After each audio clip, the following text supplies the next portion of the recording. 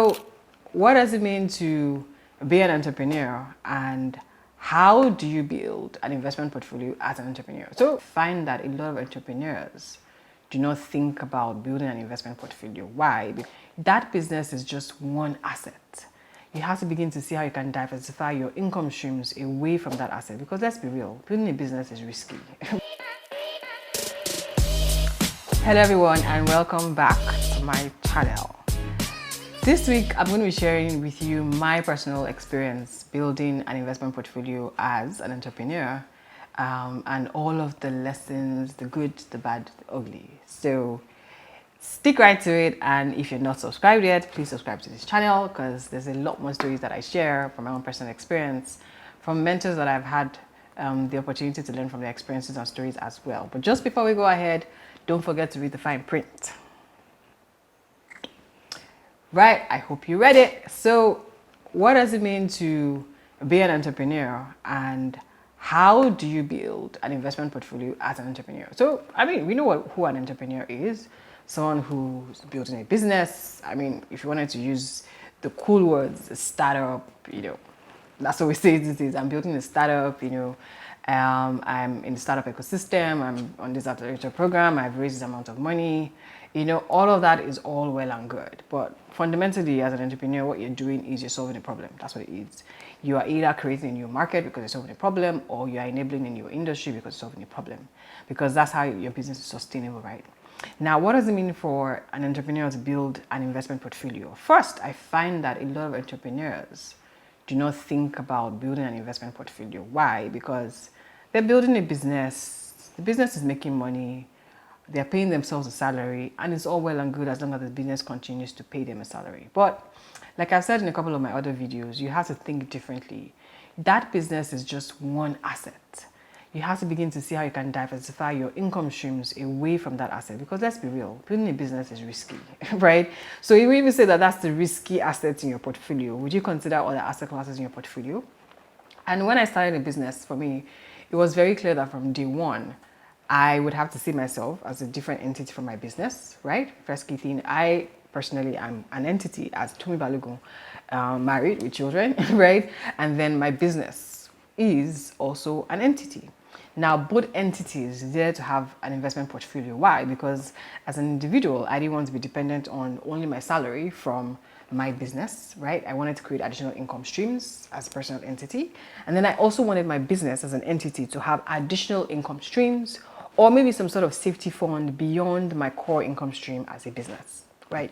So let's talk about me first personally. So yeah, my business pays me a salary, and in addition, I also get to share profit, because I always have audited financial statements for my business, right? So once my financial statements are audited, I see the real amount of money I've earned for a defined period, usually 12 months. And then I can decide that I retain earnings in my business, or I take a share of profit. That is also an addition to me as a personal entity. Now, when that income comes, of course, to me personally, I have a budget of how we spend. My husband and I work together to say this is how we spend on groceries, on school fees, on all the things you spend on as a family of 5, right? And from that budget, I also work on making investment a bill, which is how I invest in additional things like securities, stocks, bonds, all of that, well and good. Real estate, that helps me build my entity. Now, I'll be honest, I do have a joint investment portfolio as a family, because my husband and I work together on so many things, and some of you might not be big on that, and that's fine. You can ask me other questions in the comment section on the reality of that, but for me, it has worked perfectly. Right, and with that, we've been able to build an investment portfolio that has multiple asset classes that provides additional cash flow for us as individuals and as a family.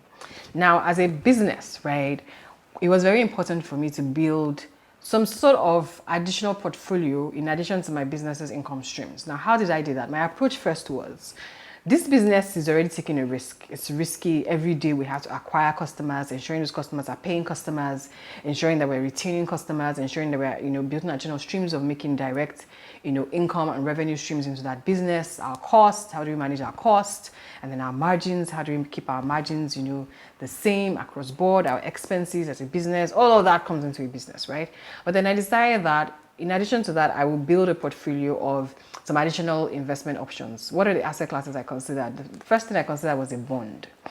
Why? Because a bond is as safe as it comes, especially if it's a federal government bond, which is what you call a sovereign bond, or a corporate bond, right? So you do have different forms of bonds. You have the sovereign bonds, you have the corporate bonds. Then you also have what we call the euro bonds. Euro bonds, not necessarily, it doesn't necessarily mean that they are in the currency euro, or in terms of what the bond's currency is actually denominated in dollars, right? So it's basically a foreign currency bond. So when you hear of a corporate or a sovereign raising a euro bond, what they're basically doing is raising a bond in dollars. Now, what is a bond? I mean, you're probably thinking, what is a bond? A bond is simply me saying, I want to come and, take some money from you, right? And I will pay you back at an agreed interest rate. That's what it is. So, but in this case, you are not just, lending money to your individual friend or family. You are lending to the government, or you are lending to a corporate. Like, depending on the corporate credit rating of the corporate. If you think about big corporates like Dangote, for instance, those have like strong credit ratings. If you think about corporates like banks, they have different credit ratings. And then, of course, the growing companies, different credit rating. Now, the credit rating of the company determines the interest rate that they earn on the bond. Then, as a sovereign as well, Nigeria has a credit rating. The United States of America has a credit rating. Countries in Europe have credit ratings. So Nigeria comes to the market to, what's it called? Ask people to lend them money, right? And a lot of times, if they're raising a euro bond, it is foreign currency denominated. But they also raise local currency bonds in naira, right? So I did invest in a local bond, federal government bond, and they do bring that out every other quarter. And you can ask your financial advisor or your stockbroker for more information about the federal government bond. Now, the interest rate was not fantastic. At the time, I think they were giving it 10 to 15%. Now, at the time as well, inflation was going to about 20-something%. Now, I wasn't looking for returns. I was focused on low risk options. I was also focused on liquidity. I wanted an investment option that I can liquidate if I had a season of low cash flow in my business. So I mean, as an entrepreneur, you probably go through periods where there's some months you don't earn as much revenue as some other months. You have peak seasons and off-peak seasons. So I wanted to be sure that at least I could always be able to cover costs, such as paying my staff salaries, even when I had a low cash flow season, right? So for me, it was low risk because my business was already taking a lot of risk. It was low risk and it was liquid. When I say liquid, I could liquidate in 24 to 48 hours, or at most 3 to 4 working days.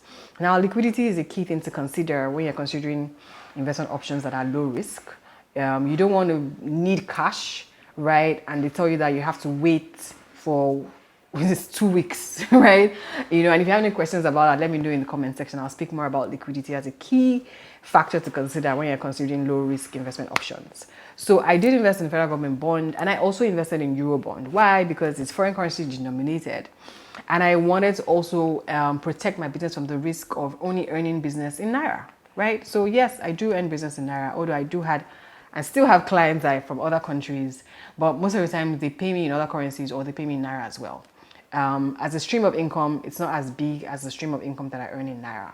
So I wanted to hedge my business against that risk of currency devaluation. So I invested in a euro bond at the time. Now, investing in euro bonds is a whole ball game. There is risk, right? Because they are sovereign euro bonds, which is when you're lending to a government, and there are corporate euro bonds when you're lending to a government, a corporate institution, right? But it's not risk-free, right? I need to say that. Now, sovereign euro bonds are probably lower risk than corporate bonds. But I mean, if you think about a sovereign, I beg your pardon, like Ghana, for instance, Ghana did default on its euro bond. And it was a major wake-up call for a lot of investors, because I remember at the time, we started to see that the yield on the Ghana euro bond was growing, and for a lot of investors were like, this is dollar denominated. When you're getting a yield that is in 20s and something, let's invest in this bond. But there's a default, and investors are stuck because I don't know if you know enough about bonds, but bonds are usually like 5-year or 10-year bonds. So, for instance, if it's a 2027 year bond, basically that means that you're not going to get your money back till the year 2027. Now, Ghana has said to its investors that they will pay back when the bond reaches its tenure, right? And that's not a good place to be. So, just let you know that Eurobond was a step higher in terms of risk, But I liked the fact that it was foreign currency denominated, right? So it was a good option for me, and I did stick with the federal government Nigeria Eurobond. That is not financial advice. Please speak to your financial advisor. Consider credit ratings, consider your risk appetite before you make such decisions. I'm just sharing with you my personal story. Now, in addition to the federal government bond, locally denominated, and the Eurobond, one of the things I also did was invest in a real estate fund in another market. Basically, I thought, okay, I didn't want too much exposure to Nigeria because my business is already exposed in Nigeria. I already earn in the local currency. So based on my partnership with real estate companies in the UK, I did invest in a fund that provided an average of 8 to 10%. There's a range depending on current inflation rates and interest rates in that economy. Now, why am I sharing this? Basically to let you know that, look, you don't think of a business as just, acquiring customers, paying customers. You can also build a portfolio for your business as well, right? I mean, I know clients, for instance, I do have clients, I do have friends that invest enough in some local denominated bonds and pays them enough in terms of interest to cover all of their expenses in a year. I kid you not. So think about it. I wanted to give you real life example. Let's say you invest in a security that offers you 25%. That's an example, because let's just say, okay, let me do 20% because that's probably the best you can get in Nigeria right now for low risk. And I decide to invest 200 million, for instance. If my business has that kind of cash flow, this is just an example, please. If I invest 200 million in that bond or in that security and I get a 20%. Now, what is a 20% on 200 million? That is basically 40 million. For some people, that can cover their staff salaries for the year. Now, of course, you know that staff salary is just one expense field, right?